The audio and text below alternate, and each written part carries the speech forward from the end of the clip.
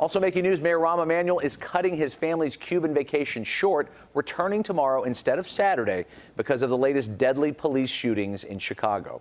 The U.S. Justice Department is now investigating the deaths of Bettie Jones and Quintonio LeGrier after they were shot and killed over the weekend. CBS 2's Dana Kozlov is here now. And Dana, the controversy and questions are growing by the day. Yeah, they really are, Rob. And it all comes on the heels of the Laquan McDonald shooting, which spurred numerous protests about the use of deadly force by police here.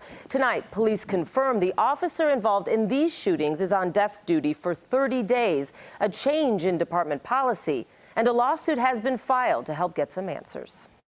She was everything. 4 of Bettie Jones' grieving daughters sit a few feet from where she was shot Saturday morning by a Chicago police officer in her own home. My mom was brutally murdered in her own house just by opening her own door. Exactly how it happened is still unclear. Family members say it began when upstairs neighbor Antonio LeGrier called police for help with his agitated 19-year-old son Quintonio LeGrier, saying his son had a bat. Officers arrived and one opened fire, hitting and killing LeGrier and the 55-year-old Jones inside this vestibule. Police called Jones' death an accident. More than an accident. This is something that should have never happened. Attorney Sam Adam Jr. expects to file a wrongful death lawsuit soon. Attorney Bill Futris already has, on behalf of LeGrier's father. Part of his lawsuit alleges Quintonio never posed a danger or threat of harm to any Chicago police officer before he was shot. Quintonio didn't have a weapon. He didn't have a gun, he didn't have a knife. But he had a bat.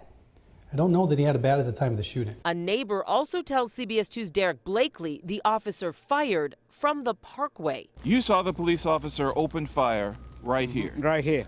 Right here? Right here. How many shots did he fire? 7. A police source strongly disputes that, telling me shots were fired inside the vestibule. Tonight, Reverend Jesse Jackson is calling for transparency. Those who witnessed it, their report should be made public. The attorneys say they understand bullet casings were found near the sidewalk, too, indicating shots were fired from outside.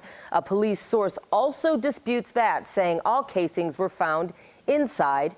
IPRA is investigating, Rob, but the head of IPRA will not comment on any specifics, she says, until all the evidence is in. And obviously that takes a while to gather.